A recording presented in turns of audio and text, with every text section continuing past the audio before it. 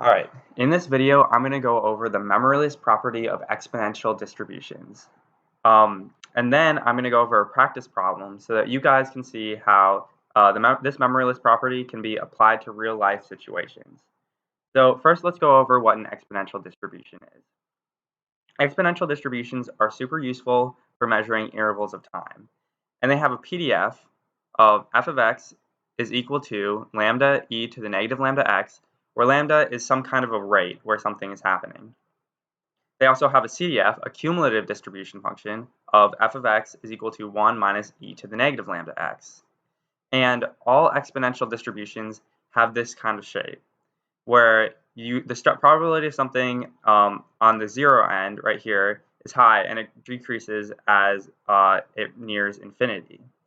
So all of them have that distribution, and let's now shift to what this means in the memoryless property and how this kind of transitions, like the shape of the exponential distribution, transitions into understanding the memoryless property. So even though it seems really complicated at first, the memoryless property of exponential distributions is really not that complicated. Really, we can write it out as the probability that x is greater than s plus t, given that you already know that x is greater than s, is equal to e to the negative lambda t, which is equal to the probability that x is greater than t without any information about whether or not x is greater than s. So still, maybe you don't understand it. Let's write it out, and hopefully this will help you understand it a little bit further. Let's say that we already know that this is s, and this is t. And we already know that our x is going to be greater than s. So we want to figure out the probability that x is going to be greater than s plus t. So that would be this area right here. How can we calculate that probability? This probability, given that we already know s, is actually going to be the probability that x is greater than t. So the actual probability that we'll calculate is e to the negative lambda t, which is going to be, if you shade in this whole area. So maybe you still don't get it. That kind of does sound a little bit complicated. Let's rewrite this and cut it off. This is an example when you know s, and this is the example where you don't know s, that you don't know x is greater than s. So here's an example where you know x is greater than s. So you can cut off the 0. You can chop off your exponential distribution starting right here, and rewrite it as s and s plus t. And then here's the example where you don't know that x is greater than s. And these are actually going to be two identical graphs that you can cut straight down, and they will have the same area underneath them for every interval. So for between s and s plus t, it's going to be the same interval as 0 to t.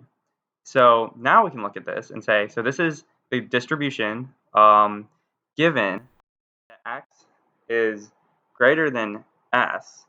And now you can just look at the probability that that x is greater than s plus t, and it's going to be the same as the probability that x was originally greater than t.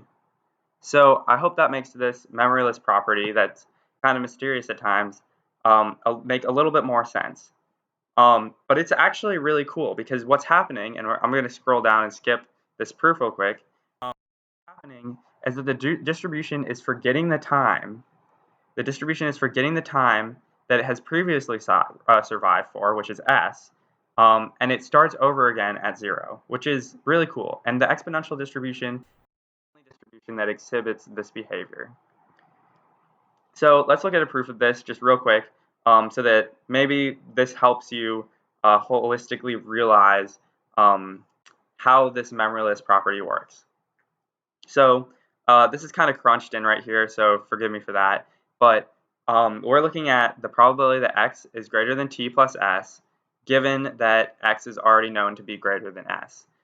Using Bayes' theorem, we can into this, which is the probability that x is greater than t plus s and x is greater than s over the probability that x is greater than s.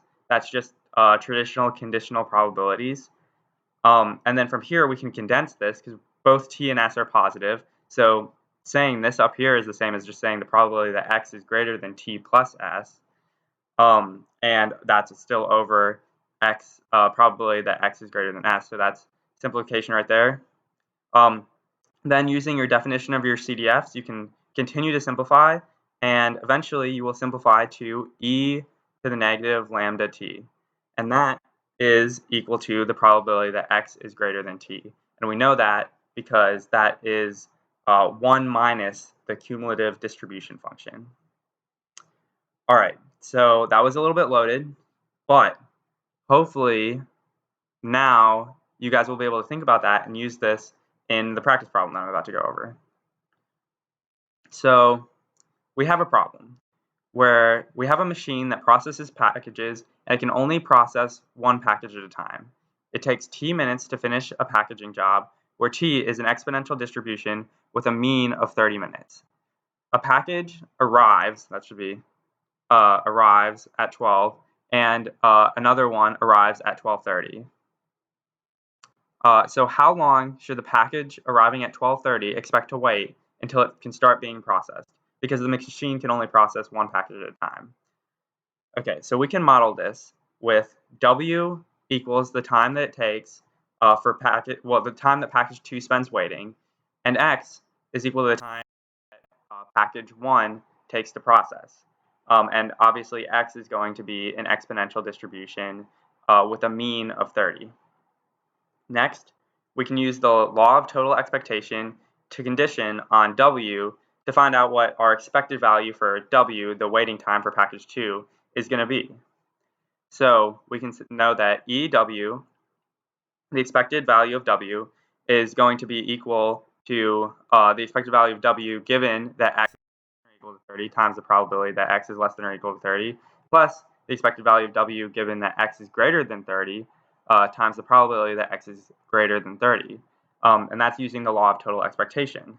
And once we solve for each of these components, we can finally solve for the expected waiting time for the second package. Okay, so first let's solve for these two probabilities on the side. We can draw out the exponential distribution with a mean of 30 for x, and we know that the probability that x is less than or equal to 30 is just given by our CDF of an exponential distribution, which simplifies because lambda is equal to 1 over 30 to 1 minus e to the negative 1. And then we know that the probability that x is greater than 30 is just going to be 1 minus that, so it's equal to e to the negative 1. Then we can go down here and notice that our expected waiting time, given that x is less than or equal to 30 minutes, is going to be equal to 0, because if the first package only took less than 30 minutes to process, then it would be take 0 minutes of waiting time. So that's how many minutes of waiting time we would expect. And then we would expect the waiting time if x was greater than or equal to 30 to actually be 30. Now this is where it gets kind of confusing, because this is where we're using the memoryless property. We know that if x is greater than 30, we just start over again, and suddenly the mean is going to be 30 again, and we have another exponential distribution. So that expected waiting time is actually going to be 30 all over again.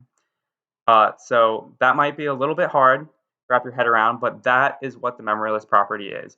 It means that we are no longer starting at 0 once we're greater than 30, and we're actually starting over again where 30 was, moving it back to 0. And this is another exponential distribution. W is, well, it would be an exponential distribution with a mean of 30 when x is greater than 30. And then we can plug these in to what we had up here, the law of total expectation, to find the expected value of W. And the expected value of W is going to be 0 times 1 minus e to the negative 1 plus 30 times e to the negative 1. And this is going to simplify to 30 times e to the negative 1. And I think that's about equal to 11